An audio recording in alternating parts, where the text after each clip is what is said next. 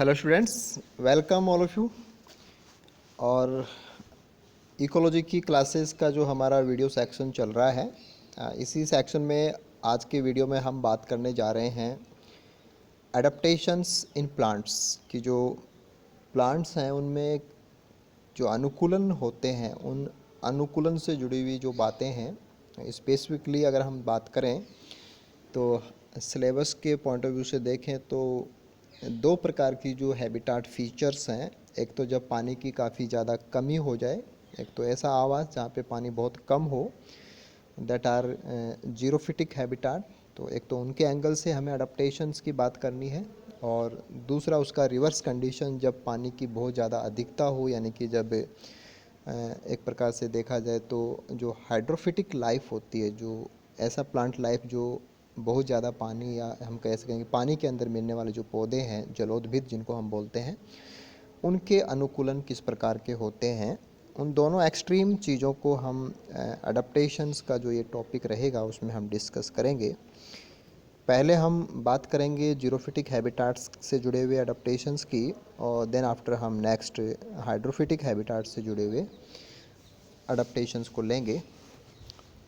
तो टॉपिक को स्टार्ट करने से पहले सबसे पहले हमें ये पता होना चाहिए कि व्हाट आर अडप्टेशंस, कि अडप्टेशंस होते क्या हैं।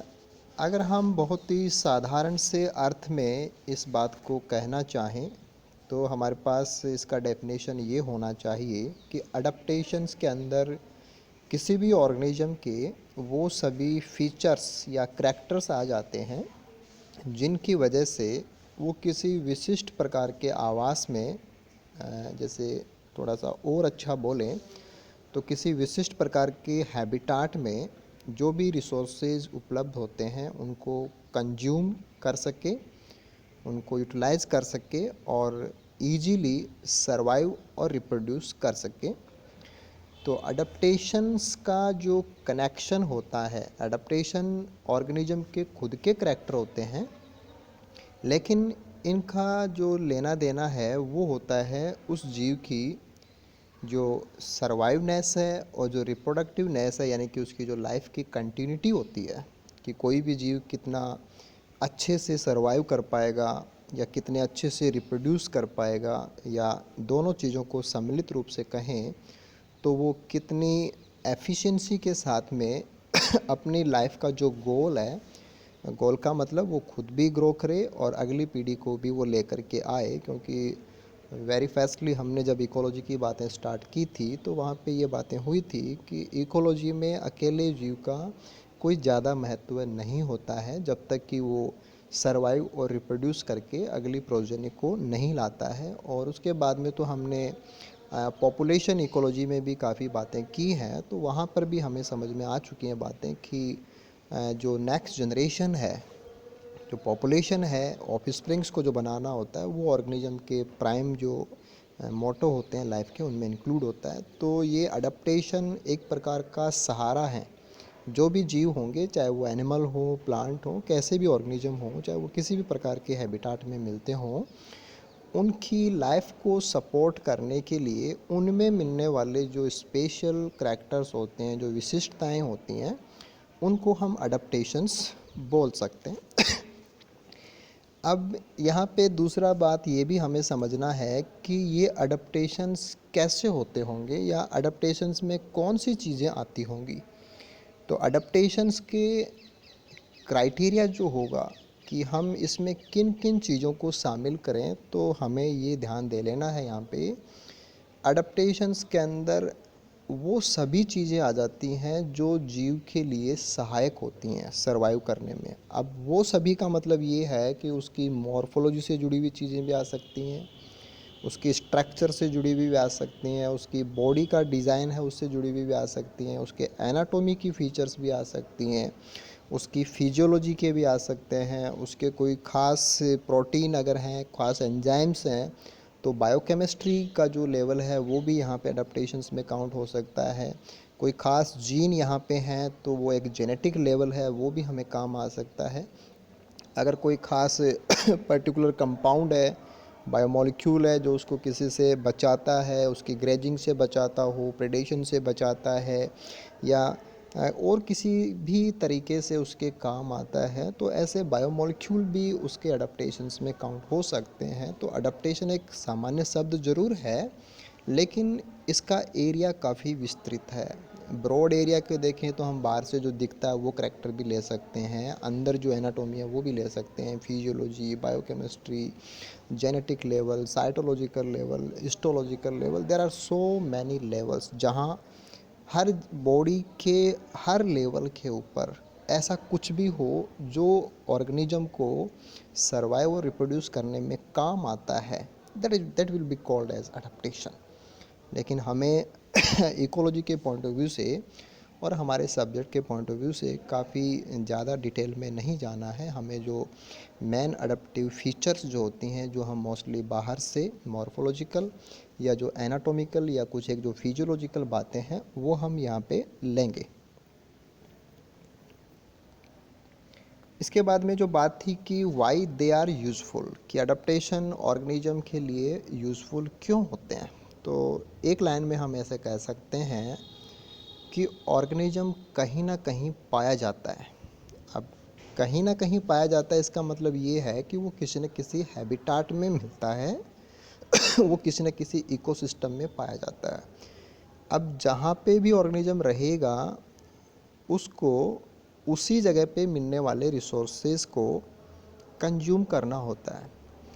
ये कुछ ऐसे आप समझ सकते हैं कि आपके पास पर्टिकुलर एरिया 1 है, और एरिया 1 के जो भी प्लांट्स हैं उनको जितना भी न्यूट्रिएंट चाहिए, मॉइस्चर चाहिए सॉइल से, पानी उनको चाहिए, सनलाइट उनको चाहिए, जो भी रिक्वायरमेंट उनकी है वो उनको प्लॉट 1 की सॉइल से ही पूरी करनी होती हैं।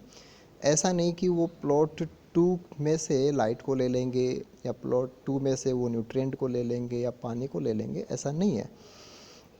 अब आपको ऐसा भी लग सकता है कि ऑर्गेनिज्म जो एनिमल्स हैं वो तो प्लॉट 1 वाले 2 वाले में जा सकते हैं, लेकिन अगर हम इसी चीज़ को थोड़ा ब्रॉड करके देखें तो ऐसा नहीं हो सकता है कि जैसे हम इंडियंस हैं तो हम अपने रिसोर्सेज की पूर्ति के लिए हम चाइना जा कर के रिसोर्सेज की पूर्ति कर रहे हैं या चाइना वाले यहाँ आकर के कर रहे हैं, ऐसा नहीं हो सकता। तो दीज आर द लिमिटेशन, ये कुछ लिमिटेशंस हो जाती हैं कि ऑर्गेनिज्म हर कहीं से रिसोर्स नहीं ले सकता। और दूसरी बात ये भी होती है कि हर कहीं से उसे रिसोर्स उठाने दिया भी नहीं जाएगा, क्योंकि दूसरी जगह पे दूसरे ऑर्गेनिज्म रहते हैं, वो उसको रिसोर्स उठाने से रोकते हैं, और रिसोर्स उठाने से रोकने का जो तरीका होता है उसे हम बोलते हैं कंपटीशन।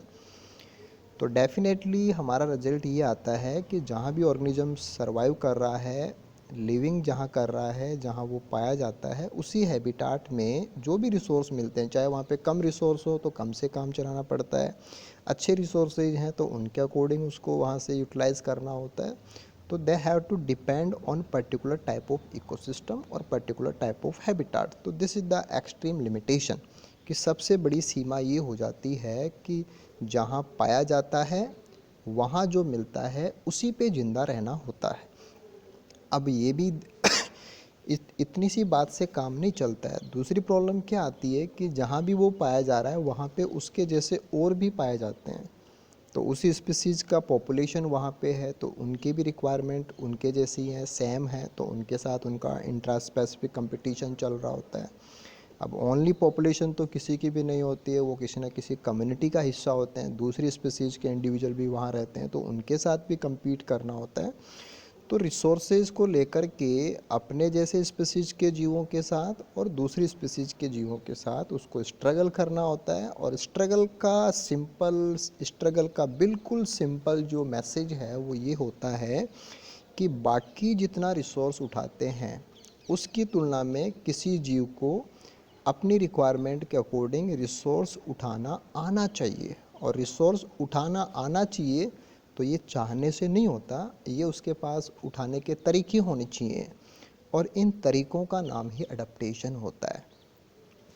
तो यूज़फुल इसलिए हो गए क्योंकि जब अडेप्टेशन होंगे तभी वो रिसोर्सेज को बाकी से compete करके अच्छे से उठा पाएगा, और उठा पाएगा तभी वो उनको यूज़ करेगा तभी सर्वाइव करेगा तभी रिप्रोड्यूस करेगा, और रिप्रोड्यूस करेगा तभी नेक्स्ट प्रोजेनी को प्रोड्यूस कर पाएगा। तो सारा जो लाइफ का पूरा जो मकसद है वो तभी पूरा कर पाएगा जब अडेप्टेशन उसके बढ़िया होंगे।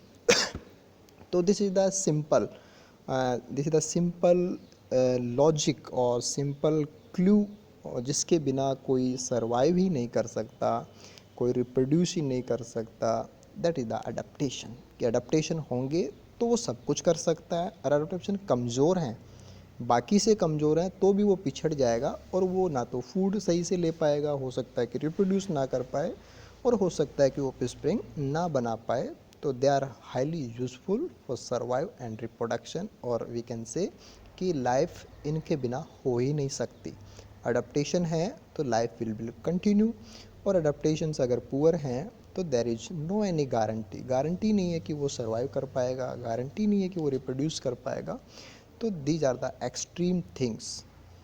ये सेम चीज़ें आप स्टूडेंट्स के ऊपर भी लागू होती हैं। आपके अडेप्टेशंस अगर अच्छे हैं तो आप अच्छे से जो नॉलेज है उसको गैदर कर सकते हैं, नॉलेज को आप ले सकते हैं, स्टडीज़ से जो फ़ायदा है वो उठा सकते हैं। ऐसा ही होता है, जो बेस्ट अडेप्टेशन वाला है, जिसके फीचर अच्छे हैं, वो ज़्यादा फ़ायदा उठाता है, वो ज़्यादा अच्छी ग्रोथ करके देता है। और जिसके अडेप्टेशन कमज़ोर हैं या किसी दूसरे कामों में लगे रहता है, वो ये फ़ायदे कम उठा पाता है। तो जो भी टारगेट होता है उसको कंप्लीट करने के लिए कुछ करैक्टर्स की ज़रूरत पड़ती है।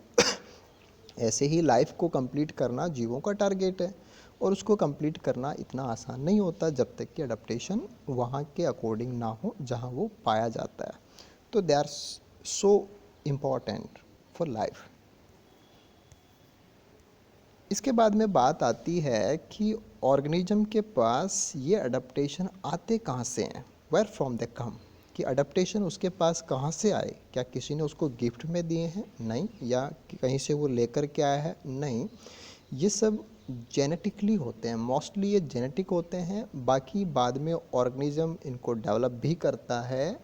एनिमल्स हैं वो इनको लर्न करके अपने बिहेवियर में भी लाते हैं। बट हम कह सकते हैं कि पिछली पीढ़ी से जब अगली पीढ़ी बनती है तो उसमें जेनेटिक मटेरियल ट्रांसफ़र होता है, और उसी जेनेटिक मटेरियल के अंदर वो सारी इंफॉर्मेशन होती है जो जैसे मान लीजिए कि हम बात करते हैं किसी डेजर्ट में मिलने वाले पौधे की, और उस पौधे के ऊपर कांटे पाए जाते हैं ताकि वो ट्रांसपायरेशन भी कम हो, पत्तियां बहुत छोटी हैं और जो पशु हैं वो उसको कम खाएं, इसलिए ग्रेजिंग प्रेशर ना हो, तो उसमें कांटे हैं।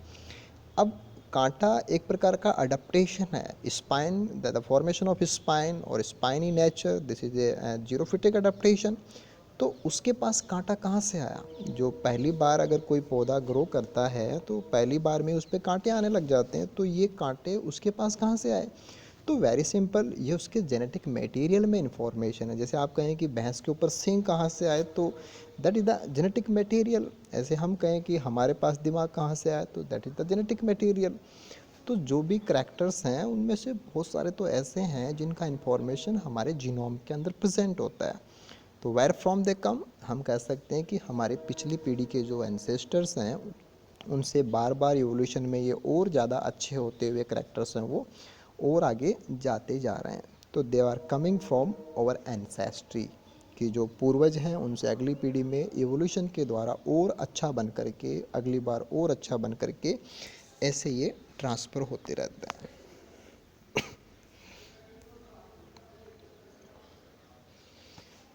देन हम बात करते हैं कि जो अडप्टेशंस हैं और ऑर्गेनिजम्स का जो भौगोलिक वितरण होता है, ज्योग्राफिकल डिस्ट्रीब्यूशन होता है, इनमें क्या कनेक्शन है।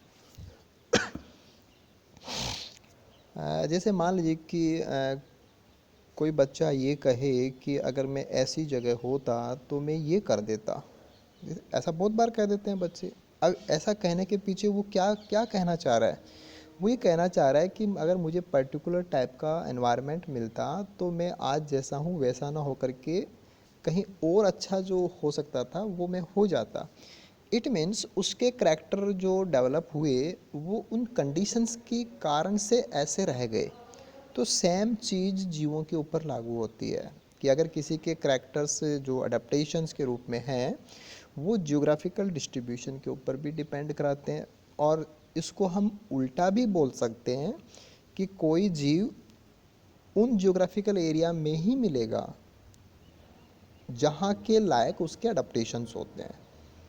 अगर किसी का पहाड़ों में रहने के लायक अडप्टेशन नहीं है, ढलान के ऊपर सर्वाइव करने वाला अडप्टेशन नहीं है, तो वो वहाँ नहीं मिलेगा। तो दीज थिंग्स आर कॉम्प्लीमेंट्री, कि एक दूसरे के कॉम्प्लीमेंट्री जैसे हैं। तो अडप्टेशन होंगे तो जहाँ जहाँ उन अडप्टेशन से फ़ायदा उठाया जा सकता है उन उन भौगोलिक क्षेत्रों में वो मिलेंगे। और जहाँ उन अडप्टेशन से कोई फ़ायदा नहीं उठाया जा सकता, जैसे आप कहें कि एलिफेंट है, सॉरी जैसे हम कहें कि चलो एलिफेंट का एग्जांपल ले लेते हैं। एलिफेंट जैसे कि जो ग्रासलैंड है, फॉरेस्ट, हालांकि मोस्टली बच्चे तो फॉरेस्ट में बनाते हैं एलिफेंट को कि जंगल में हाथी रहता है, लेकिन जंगल में हाथी क्या करेगा, जंगल में घासें नहीं होते हैं, वो ग्रासलैंड के अंदर ज़्यादा जो सवाना प्रकार के जो बायोम्स होते हैं उनके अंदर एलिफेंट का बहुत बड़ा रोल होता है। अब आप कहते हैं कि एलिफेंट तो थार डेजर्ट में क्यों नहीं मिलता, तो सीधी सी बात है कि थार डेजर्ट में उसका ज्योग्राफिकल डिस्ट्रीब्यूशन नहीं है। क्यों नहीं है, क्योंकि थार के अकॉर्डिंग उसके अडप्टेशन नहीं है। तो हम ये भी कह सकते हैं कि जीव वहाँ तक ही फैल पाएंगे जहाँ तक उनके अडप्टेशन उनके काम आते हैं। जैसे ही भौगोलिक परिस्थितियाँ बदल जाती हैं, एडेफिक फैक्टर्स बदल जाएं, क्लाइमेटिक फैक्टर्स बदल जाएं, या और दूसरे फीचर्स में चेंज आ जाए जहाँ अडप्टेशन उसके काम के ना रहें, तो वो उन जगहों पे हमें नहीं मिलेगा। तो दोनों चीज़ों के बीच में एक कनेक्शन है जो आपको पता रहना चाहिए। इसके बाद में हम बात करते हैं, एक सिंपल सा क्वेश्चन है कि what is more important, light, water और न्यूट्रिएंट। ये मैंने प्लांट्स के पॉइंट ऑफ व्यू से ये तीन चीज़ें डाली हैं कि पौधों को सबसे इम्पोर्टेंट चीज़ पूरी नेचर के लिए, पूरे ब्रह्मांड के लिए, वो तो है फोटोसिंथेसिस चलता रहे। क्योंकि फोटोसिंथेसिस चलता रहे तो हमें पता है कि फूड चेन, ट्रॉफिक ऑर्गेनाइजेशन, ये सब चलता रहेगा, किसी भी इकोसिस्टम को कोई दिक्कत नहीं होगी। और फोटोसिंथेसिस में तीनों ही चीज़ें ज़रूरी हैं, लाइट की भी ज़रूरत होती है, वाटर की भी ज़रूरत है, और न्यूट्रिएंट्स की भी ज़रूरत है। लेकिन हमें ये पता लगाना है, या हमें अपने आप से ऐसा कुछ पूछना है कि जब सब कुछ इम्पोर्टेंट है तो उनमें ज़्यादा इम्पोर्टेंट क्या होना चाहिए। तो व्हाट इज़ मोर इम्पोर्टेंट, तो डेफिनेटली जो आंसर आना चाहिए, दैट आंसर इज़ वाटर। कि टोटल जो लाइफ है, चाहे वो किसी भी ऑर्गेनिज्म की लाइफ हो, प्लांट हो, एनिमल हो, बैक्टीरिया हो, एवरी लाइफ, हमारे ग्लोब के ऊपर लाइफ के जितने भी स्वरूप पाए जाते हैं, या जितने भी स्वरूपों में लाइफ पाई जाती है, each form is evolve with water. Life की उत्पत्ति भी पानी में हुई है, और उत्पत्ति के बाद में लाइफ का जो विकास हुआ है, जो डाइवर्सिफिकेशन हुआ है, अलग अलग जो जीव बने हैं, उन सभी टाइम के अंदर पानी ही वो चीज़ रहा है जो जीवों के अंदर भी रहा है, जीवों के बाहर भी रहा है।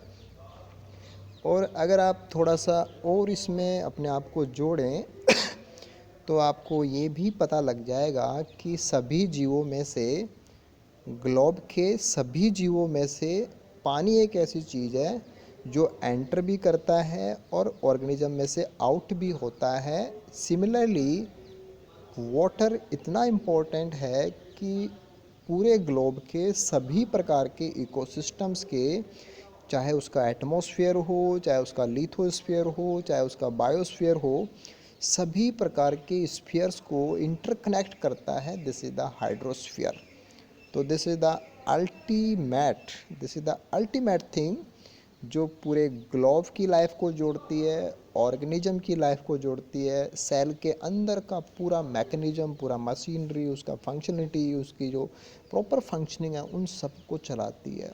तो जब से लाइफ धरती पे आई और जब तक वो आगे रहेगी, ईच एंड एवरी टाइम पानी के ऊपर डिपेंड है, और पानी के साथ में ही पैरेलल चलती आ रही है। और पानी के बिना हमें पता है कि सेल अपनी टर्जिडिटी खो देती है, सेल स्फीत दाब उसका कम हो जाता है, सेल पिचक जाती है। और ऐसा होते ही जो सेलुलर ऑर्गेनेली हैं, जो कोशिकांग हैं, उनकी जगह है, जो प्रॉपर उनका स्थान होना चाहिए कोशिका में, वो वहाँ से डिस्टर्ब होने लग जाता है, सेल के फंक्शंस डिस्टर्ब हो जाते हैं। This is the first and important thing जिसके बिना लाइफ कभी भी एग्जिस्ट नहीं कर सकती। तो पानी देखा जाए तो बहुत ज़्यादा इम्पोर्टेंट फैक्टर है, एबायोटिक फैक्टर है जो लाइफ के लिए ज़रूरी है। तो जब हमें पता लग गया कि पानी इतना इम्पोर्टेंट है तो जीवों को पानी के अकॉर्डिंग फीचर्स भी रखने चाहिए, यानी कि उनके पास ऐसे अडप्टेशन होने चाहिए जो पानी की अवेलेबिलिटी के अकॉर्डिंग उसको सक्षम बनाए। तो ऐसी बातें हम करने वाले हैं। तो सबसे पहले हम बात करते हैं जेरिक हैबिटाट और वहाँ पे मिलने वाले पौधे जिनको हम बोलते हैं जीरोफाइट। तो जो शुष्क आवास होते हैं, जेरिक का मतलब जो मरुद्भिद जो अवस्था होती है, मरुस्थलीय जो अवस्था होती है, जहाँ पे पानी की कमी होती है। अब आपके दिमाग में ऐसा क्वेश्चन भी आ सकता है कि पानी की कमी क्यों है, जबकि महासागरों में तो बहुत सारा पानी है, तो ऐसी जगह कैसे हो सकती है जहाँ पे पानी कम हो। तो किसी भी स्थान को या किसी भी ज़मीन को या किसी भी एरिया को या किसी भी इकोसिस्टम या हैबिटाट या लैंडस्केप, हम कुछ भी बोलना चाहें, कैसा भी कंडीशन हमारा हो, वहाँ पानी को प्राप्त करने का जो साधन होता है दैट इज़ प्रेसिपिटेशन। और सिंपली इसका भी जो तरीका होता है दैट इज़ रेनफॉल। कि वर्षा का जो तरीका है, वर्षा जो होती है, बारिश जो होती है, रेनफॉल जो होती है, उससे पानी प्राप्त होता है। अब हमें ये पता है कि रेनफॉल का पैटर्न पूरे ग्लोब के ऊपर एक जैसा नहीं है। पूरे ग्लोब के सभी भागों को एक समान रूप से वर्षा का जल बारिश के रूप में या रेनफॉल के रूप में प्राप्त नहीं होता है। ज़मीन से उसकी ऊंचाई कितनी है, एल्टीट्यूड की बातें वो भी लागू होती हैं। 0 डिग्री से वो कहाँ है, उत्तर में है, दक्षिण में है, लैटीट्यूड की बातें वहाँ पे लागू होती है। उसके बाद में कुछ पूरे ग्लोब के प्रेसिपिटेशन पैटर्न्स हैं, पूरी ग्लोब के ऊपर वर्षा तंत्र का पूरा एक पर्टिकुलर पैटर्न है। उस पैटर्न के अकॉर्डिंग हमें पता था कि 30 डिग्री साउथ और 30 डिग्री नॉर्थ जो एरिया है वहाँ पे डेजर्ट है, क्योंकि वहाँ पे रेनफॉल कम होता है। तो देर आर सम लिमिटेशंस ही कहेंगे इनको हम दोबारा से, कि ऐसी जगह है ग्लोब के ऊपर जहाँ ज़्यादा बारिश नहीं होती है, ज़्यादा रेनफॉल नहीं होता है।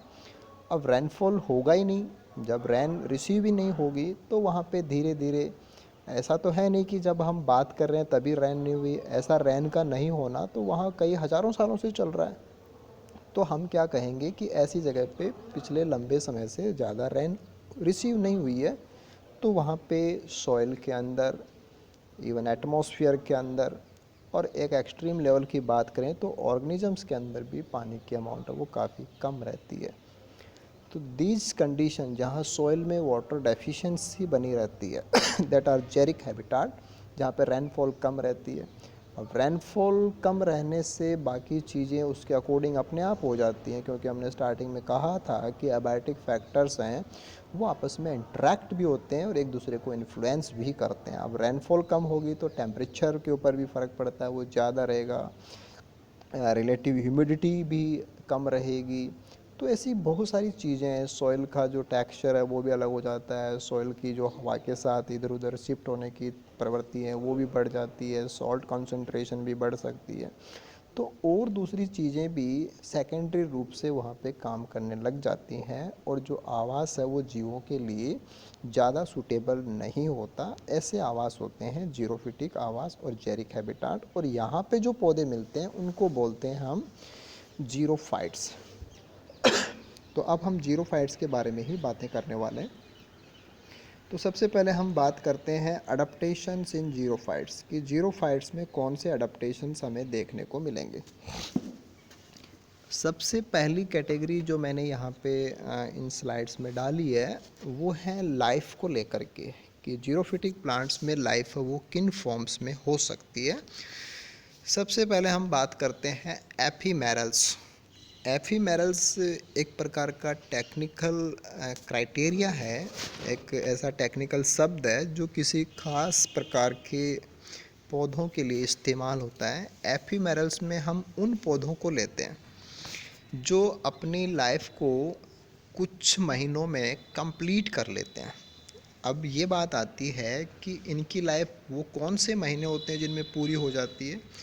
तो मोस्टली ये अपनी लाइफ को पूरा करते हैं रेनफॉल जैसे स्टार्ट होता है, रेनफॉल से सर्दियों के बीच में जो 3 से 4 महीने का टाइम होता है, जैसे अपने एरिया में जब रेनफॉल होती है तो हम मोस्टली जून का लास्ट वीक या जुलाई के फर्स्ट वीक में रेन स्टार्ट हो जाती है, मानसून आना स्टार्ट हो जाता है और लगभग देखें तो दिसंबर तक सारा एरिया वो दोबारा से सूख जाता है। दिसंबर से पहले नवंबर में भी सूख जाता है।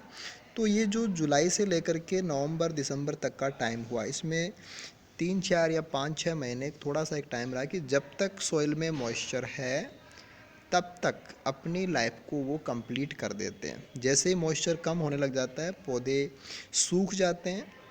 सूखने का मतलब पौधे मर जाते हैं और मरने का मतलब मरने से पहले वो बीज बना चुके होते हैं और बीज का मतलब वो अगली पीढ़ी को बीजों के रूप में बना चुके होते हैं। यानी कि जब तक सॉइल में पानी पर्याप्त रूप से है केवल उन छोटे से टाइम में वो अपनी लाइफ को पूरा कर देते हैं। उसके बाद में जो सर्दियाँ आएंगी, उसके बाद में जो गर्मियाँ आएंगी अगले मानसून से पहले, उस सभी टाइम के अंदर वो पौधे ग्रीन कंडीशन में नहीं होते, वो सीड फॉर्म में बचे रहते हैं। तो ऐसे पौधे जो जब तक नमी है तब तक रहेंगे, नमी से पहले, रेनफॉल से पहले भी नहीं थे और नमी जाने के बाद में भी नहीं है, दे आर कॉल्ड एज एफीमेरल्स। यानी कि जैसे उनको लगा कि ये 3 4 महीने में थोड़ी नमी है, उस ड्यूरेशन में अपनी लाइफ यानी कि germination, vegetative growth, flowering, fruiting, fruit maturation, seed maturation, ये सारा काम उनका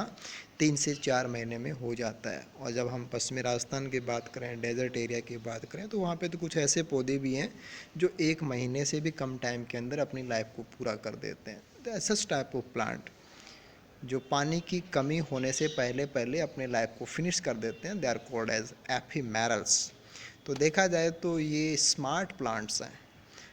ये इतने स्मार्ट प्लांट्स हैं कि पानी जब तक नहीं आएगा तब तक तो ये चुप हैं, सीड्स के रूप में इनके सीड डोरमेंट रहते हैं। जैसे ही रेनफॉल हुई ये जल्दी से ग्रो करेंगे और हम देखते हैं कि बारिश के जस्ट बाद में पूरा एरिया हरा हो जाता है। जैसे आप इस पिक्चर से देख सकते हैं कि यहाँ पे जितना भी ग्रीन भाग दिख रहा है वहाँ छोटी छोटी ग्रासेज हैं जो अपने एरिया में नॉर्मली बारिश होते ही खड़ी हो जाती हैं। ये नॉर्मली ग्रासेज हैं, वाइल्ड ग्रासेज हैं, एनुअल ग्रासेज हैं, सीजनल ग्रासेज हैं, एफिमरल ग्रासेज हैं।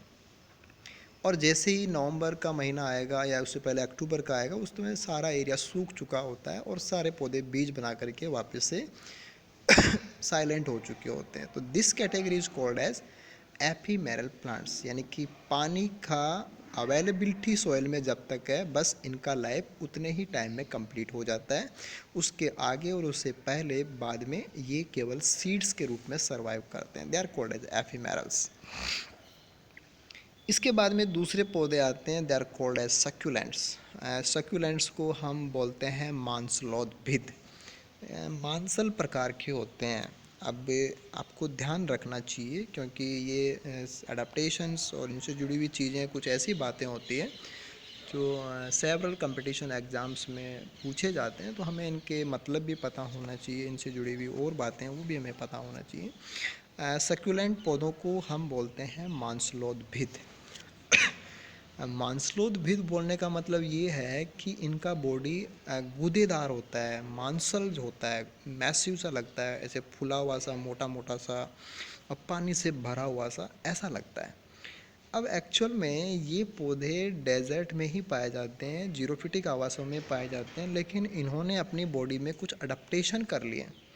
इन्होंने क्या अडप्टेशन किया कि अपने टिश्यूज़ में इनके अंदर एक ख़ास प्रकार का पेरेन्काइमेटस टिश्यू होता है। उस पेरेन्काइमेटस टिश्यू के अंदर ये पानी को स्टोर कर लेते हैं और पानी को स्टोर करने की वजह से इनका जो मैसिवनेस है कि जो गूदेदार जैसा जो इसका फीलिंग होता है वो पानी को इन्होंने अपने बॉडी पार्ट्स में स्टोर कर लिया है, इसलिए ऐसा हो जाता है। अब ये ज़रूरी नहीं कि ये बॉडी पार्ट इनकी पत्तियाँ ही होती हैं, इनके तने भी हो सकते हैं, इनकी जड़ें भी हो सकती हैं। तो बॉडी के किसी न किसी पार्ट में ये पौधे पानी को स्टोर कर लेते हैं।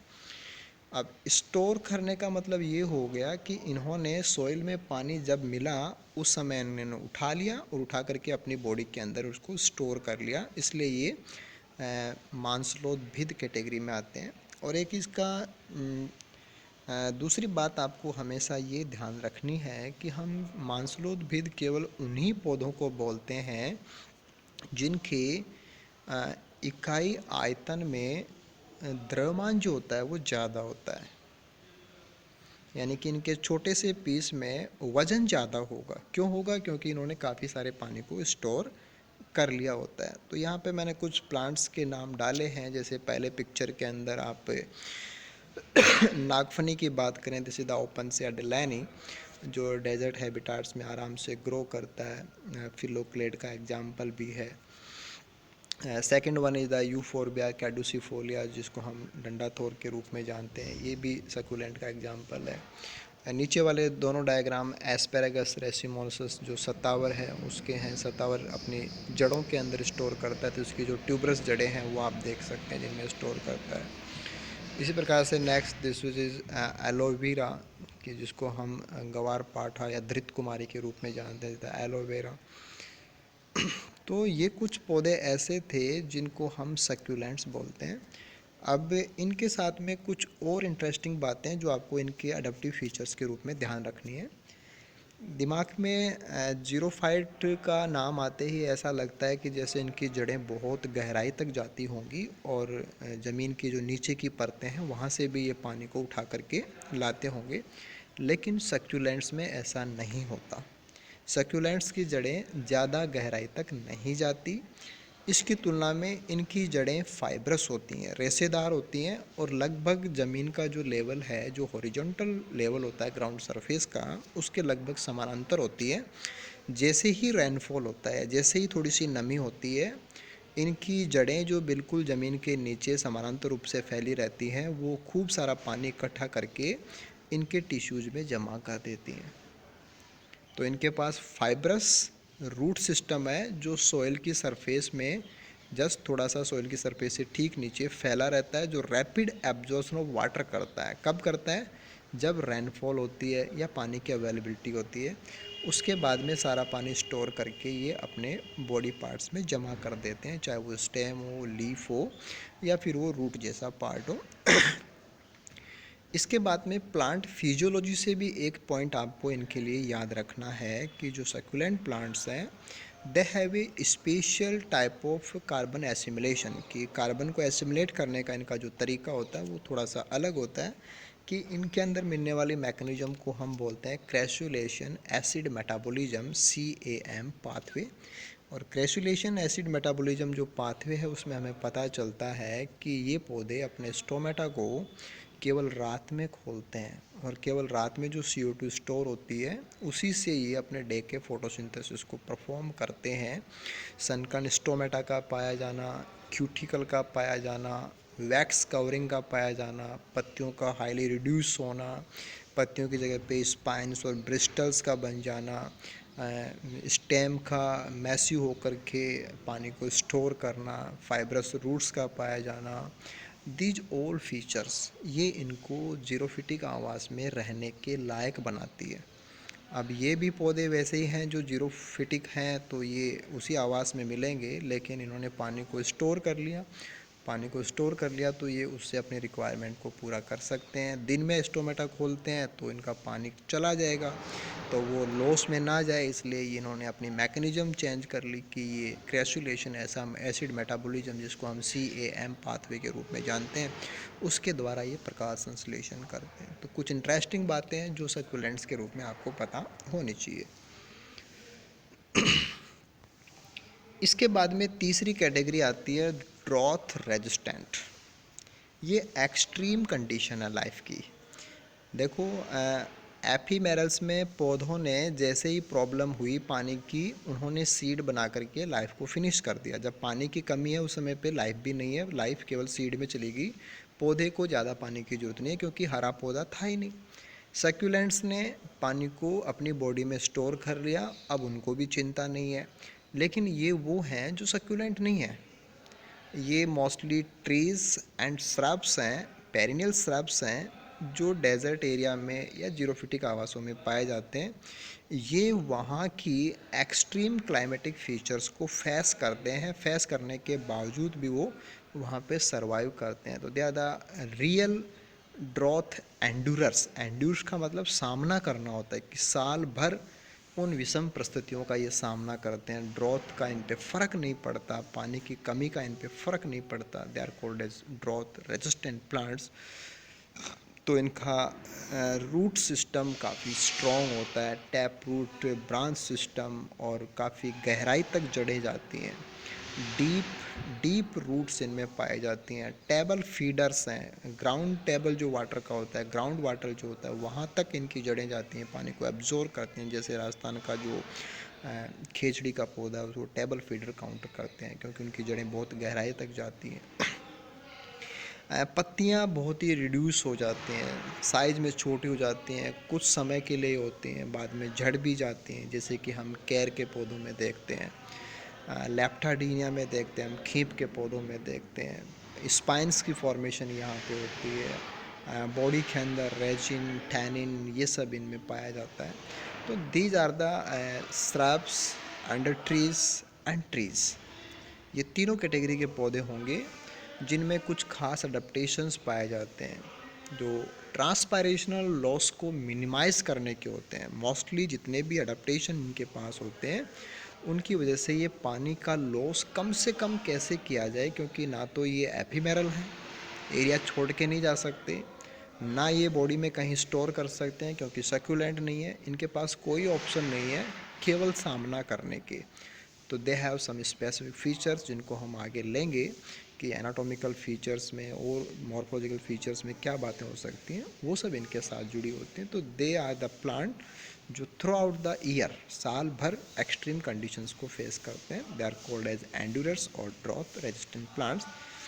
तो ये आज हमने बात की कि अडप्टेशन क्या होते हैं और जीरोफिटिक प्रकार के पौधे हैं, उनकी जो तीनों कैटेगरीज थी, एफीमेरल्स, सक्यूलेंट्स एंड एंड्यूरर्स, वो क्या होते हैं और उनके रिगार्डिंग हमें कौन से पॉइंट्स हैं वो ध्यान रखने चाहिए। तो आई होप ये सारी चीज़ें आपकी क्लियर भी हुई हैं और आप इनकी सहायता से अपना एक प्रॉपर नोट तैयार करेंगे और फर्दर जो वीडियोज़ हैं उनकी सहायता से अपने नोट्स को आप अपडेट करते रहेंगे।